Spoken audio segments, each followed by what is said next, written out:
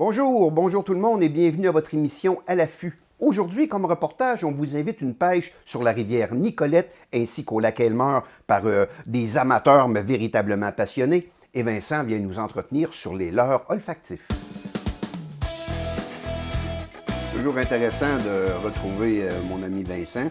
En situation COVID, évidemment, on est distancé, mais ça vaut la peine quand même de s'entretenir sur des sujets chauds que seul à l'affût ose aborder. Vincent, aujourd'hui, je trouve que les pêcheurs sont souvent sollicités.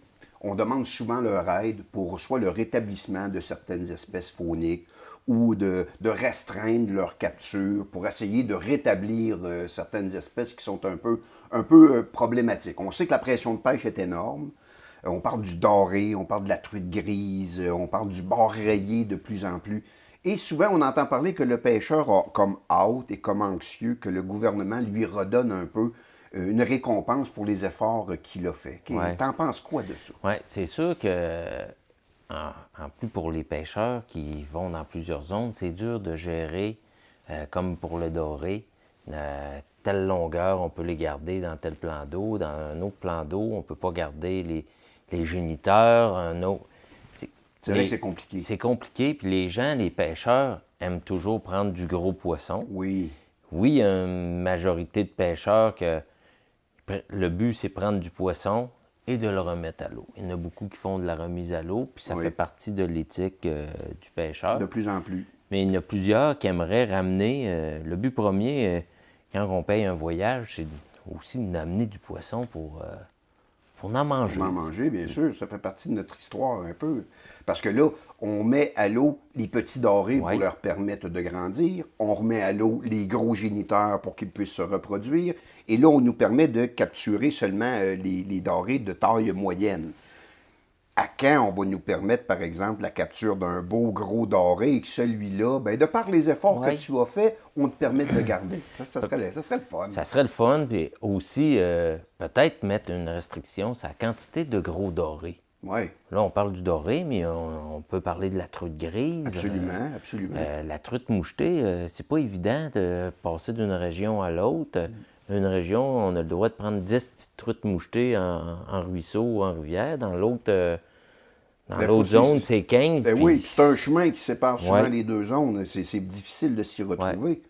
Puis, si tu me permets, je vire le problème à l'envers. Imagine-toi que là, on demande aux pêcheurs leur collaboration, par exemple, pour soutirer de l'environnement peut-être des espèces un peu plus problématiques, un peu plus, je dirais, agressives, qui pourraient nuire à nos poissons indigènes. Parlons, par exemple, de la truite arc-en-ciel. Oui, la truite arc-en-ciel, je pense, le plus gros problème, c'est qu'elle ne fraye pas en même temps que la truite mouchetée. Exactement. Elle fraye au printemps. Elle fraye au printemps, puis là, elle va déplacer souvent les places où les petits poissons sont là. Fait que là, ça nuit à la mouchetée pour pouvoir aller frayer. On parle même qu'elle est tellement carnassière, l'arc-en-ciel, qu'elle pourrait éventuellement même nuire à certaines fosses où il y a de jeunes saumons. Oui. C'est sûr qu'il n'y a pas énormément de l'arc-en-ciel au Québec indigène, mais c'est un poisson qui a été ensemencé au fil des années. La plupart, puis il semble s'extensionner dans son aire. On en voit dans des rivières près de la Gaspésie, on en voit dans Charlevoix, on en voit un peu partout dans les cantons de l'Est. Et souvent, ils atteignent des bonnes tailles. Elles sont quand même très voraces. Oui, puis là, il y a l'arc-en-ciel, mais le bord rayé, dans le fleuve Saint-Laurent, c'est le fun à prendre. Un autre beau dossier. Le bord rayé, on rappelle que la remise à l'eau est obligatoire et qu'à ce moment-là, ben, si la force que les pêcheurs sont là à se donner finalement une discipline de remettre les bords rayés à l'eau, mais que finalement, c'est toujours un foutu bord qui mord à la canne, il doit se dire éventuellement à quand je vais avoir la permission de le garder. Bon, il y a eu un effort quand même. Maintenant, jusqu'à Rimouski ou dans ces endroits-là, on a le droit d'en garder un, quelquefois deux dans le coin de la Gaspésie.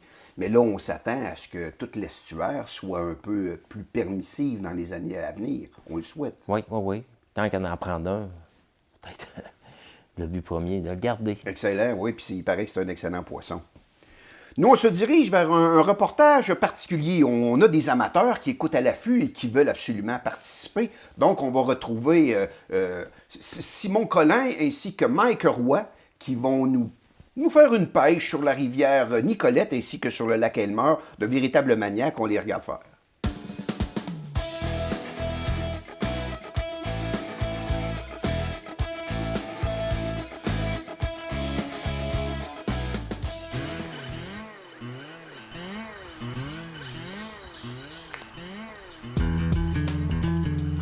Un matin, on décide de pêcher la rivière Nicolet. Méchant beau spot, on va se le dire.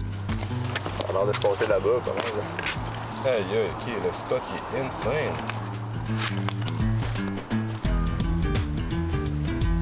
Fait qu'en ce moment, je suis avec un de mes bros câlins. Fait que dans le fond, il n'y a pas beaucoup d'eau. Les fosses sont un peu plus creuses. Fait qu'on a no waders pas loin. Fait qu'on peut pêcher dans l'eau. Sinon, ben, on va aller pitcher dans les fosses puis longer la rivière. On va se le dire, on n'est pas des pêcheurs professionnels. Tout ce qu'on veut, c'est du gros fun entre bros. Puis pêcher du poisson. Dans le fond, Mick, je l'ai rencontré à cause du skate. Dans le temps, il vivait à Chicoutimi, puis quand je faisais mon petit tour là-bas, aller le rejoindre pour une journée de skate, ça se finissait souvent en petite pêche aussi. Mais c'est sûr que c'est tout le temps le fun d'aller camper, puis si possible de se ramasser une petite truite pour souper, là, c'est toujours gagnant comme setup.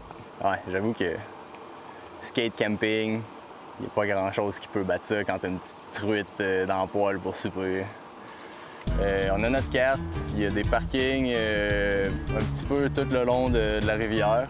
Donc tu te stationnes, puis après, il y a des sentiers aménagés pour se rendre aux fosses qui sont un petit peu partout sur la rivière. Là. Fait que c'est vraiment un petit setup facile. Puis en plus, c'est ensemencé, donc je pense qu'il y a environ 10 000 truites ensemencées par semaine. Donc ça devrait être gagnant, là.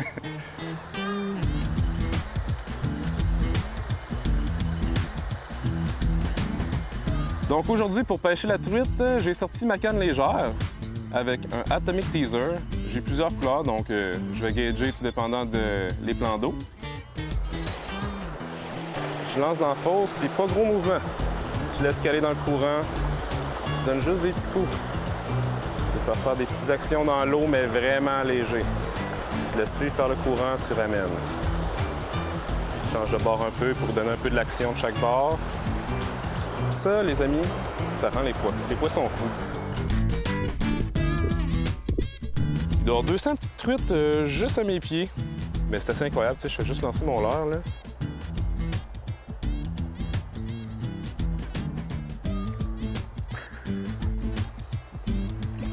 Le spot est bourré de bébés arc-en-ciel.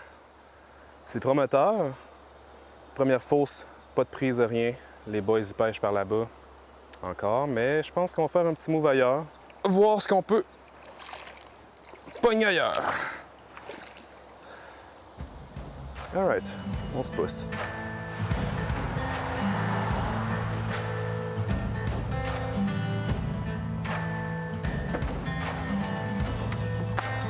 All right.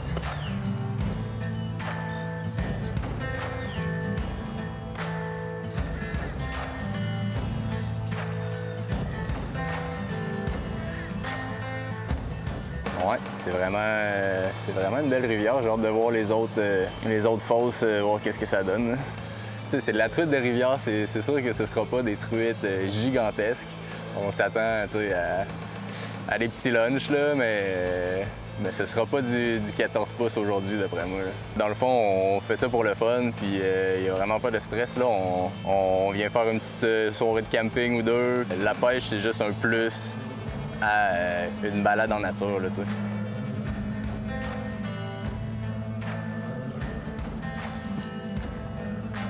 Fait que là, on a fait quelques fosses, mais en ce moment, la rivière est pas mal basse. Fait qu'on remonte la rivière. On va essayer de chercher des spots un petit peu plus à l'ombre, un petit peu plus creux aussi, parce qu'en ce moment, il fait pas mal chaud. Il n'y a pas grand-chose. Tu veux voir un professionnel des nœuds en action, man? Ils disent de faire 6 à 7 tours, mais moi, je compte pas. Mais j'y vais au feeling, autant que ça tienne.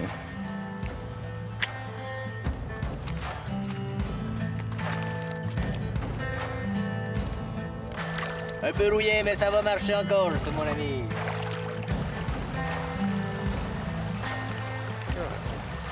Mais là-bas, ça a l'air prometteur, par exemple.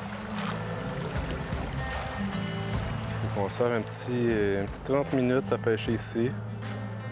Voir si on n'est pas capable de. Voir si on serait pas capable d'avoir de touche.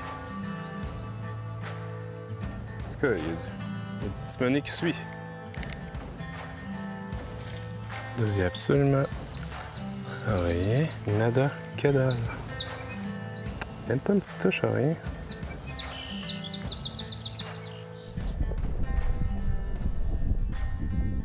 Commence à faire chaud un peu. Fait que, on a vu une coupe d'écrevisses, fait qu'on va essayer de s'amuser, prendre une coupe d'écrevisses puis se faire un petit festin, si on arrive à en pogner, bien sûr.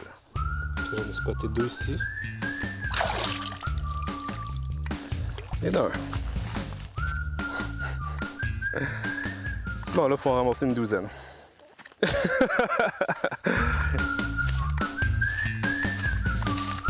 Tu lèves les roches plates, dans le fond, puis il y a un petit espace en dessous de la roche, là. Les autres, ils viennent se squeezer entre ça. Ah, il y en a là. Vu que eux autres, ils se poussent par l'arrière, le truc, c'est que tu arrives à la trick en mettant ta main en arrière. Fait comme ça, quand tu arrives par devant avec ton autre main, ben, elle se recule dans ta main. Là, tu la pinces par le dos, parce que sinon, elle te pince.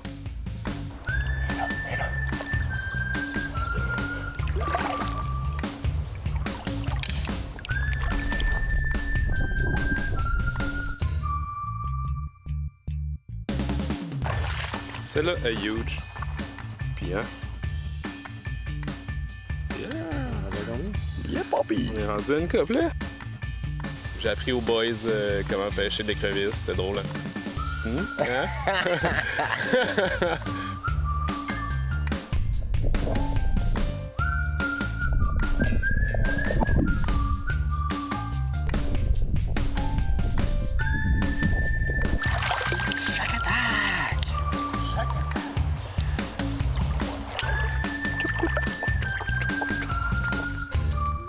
Mais fait que c'était pas très concluant pour la truite, mais on a ramassé une coupe d'écrevisses pour asseoir. Fait qu'on va avoir une petite entrée. Fait que, on a pêché à Rivière-de-Collet, puis ça a rien donné toute la journée. Il faisait beaucoup trop chaud. Donc après la rivière, notre plan B, c'est le lac Elmer. Il y a de la chigan, du brochet, du doré, puis de la perche chaude. Fait qu'on va s'essayer là-dessus, en espérant que notre chance soit un peu plus grande là-dessus.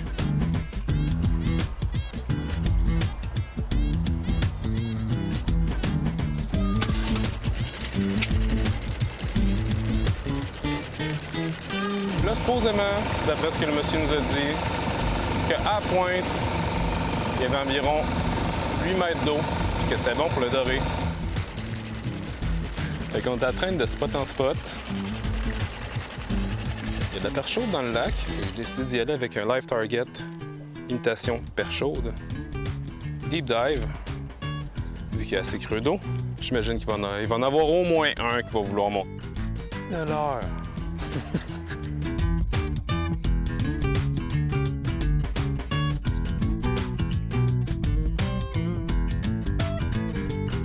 La fameuse nef avec laquelle j'ai pogné mon plus gros brochet à vie. Ouais, on va recommencer à troller un petit peu. Fish!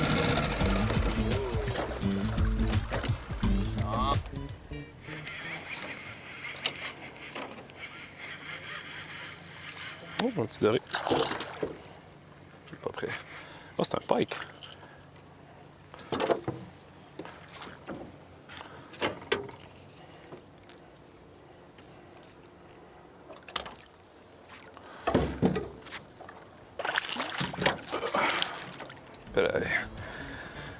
J'ai pogné avec une imitation de perche chaude.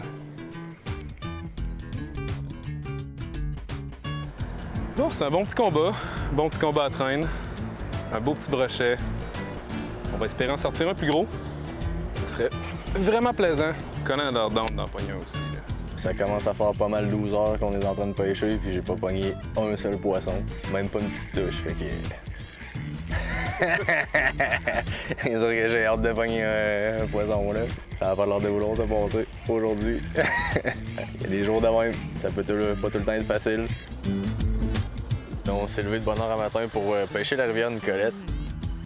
On est de retour sur les berges du lac Erners après un bon 10 heures de pêche. On est un peu fatigué, mais qu'il y a eu un beau brochet. Demain, on en revient, puis on s'arrange pour pogner un peu plus de poissons qu'hier. Fait qu'on va aller se tenter quelque part, faire une petite bouffe, puis demain, on recommence.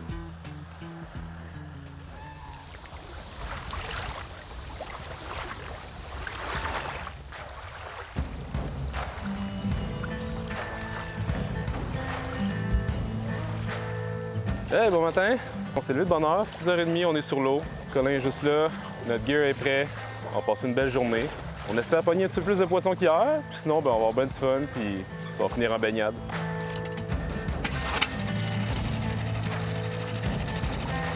Fait que, dans le fond, on est parti ce matin, puis le moteur a planté. Fait qu'on est revenu à la rame. Le moteur, il est calé. C'est un problème que j'ai jamais vu. En vrai, je connais rien au moteur. Puis dès que je donne un peu de gaz, il cale. Là, la bougie, elle se ramasse plein de gaz en dessous de la bougie. La bougie fait des sparks, mais il part pas. Ça va pas bien. Fait que là, je tire sur le crin. Fait que pendant que je bisounais après mon moteur qui marche plus, ben, Colin a pogné la chigan.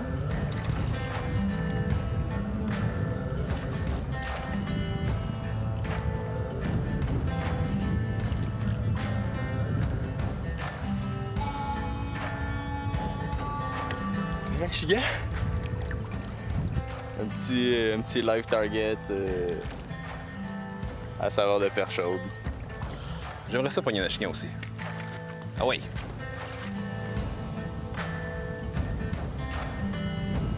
Ben, tu sais, tous les spots étaient vraiment beaux. On n'a pas pogné grand-chose, mais ça valait la peine de juste marcher le spot puis profiter de la journée, là, tu sais. Ouais.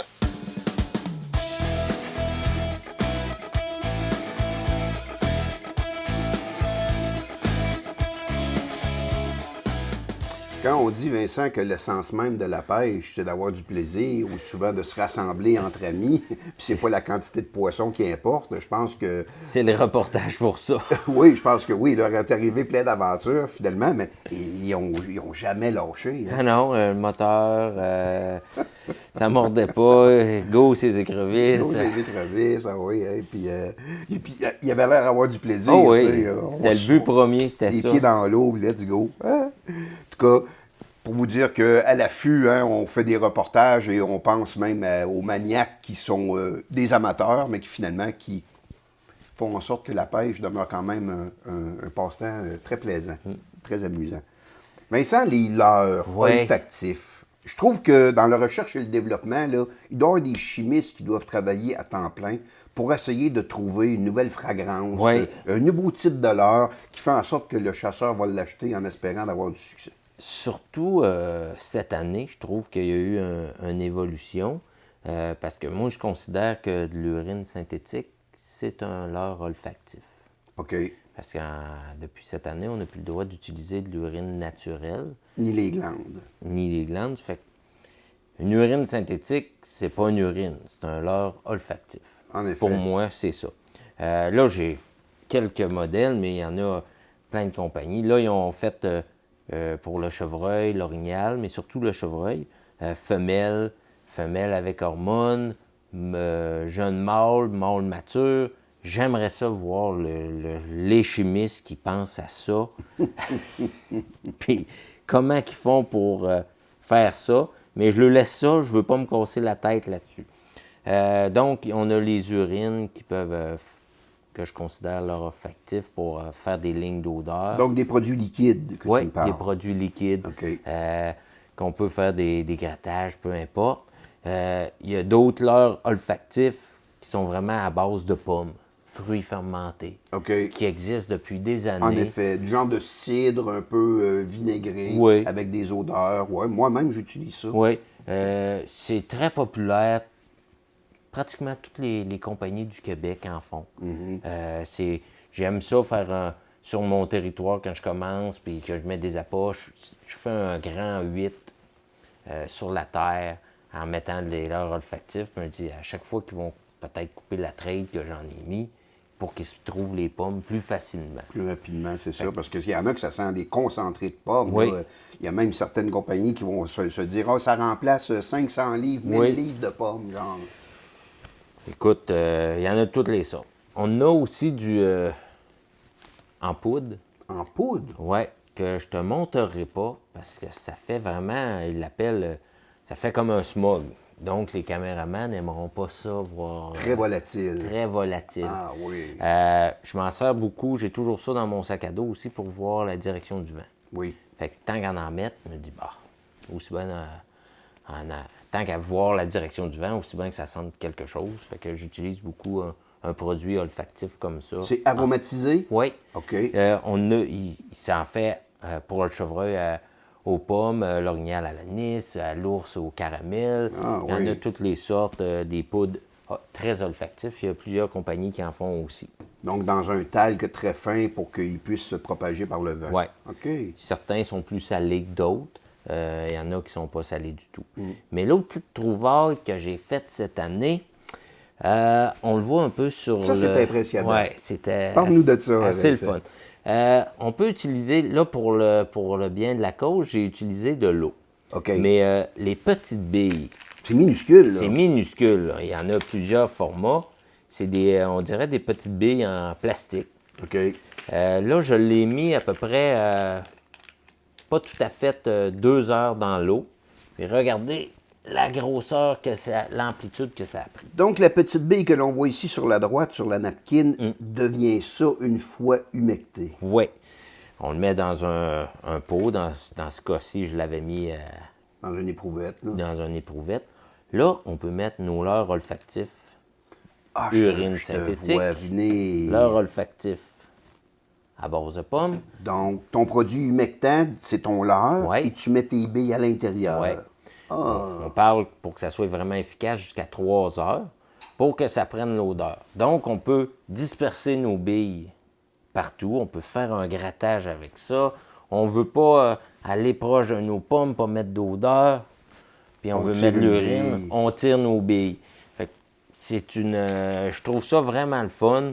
Il y a différentes grosseurs de billes, donc ça fait différentes grosseurs de pastilles. ben oui, je trouve ça pas pire. Merci Vincent pour cette trouvaille.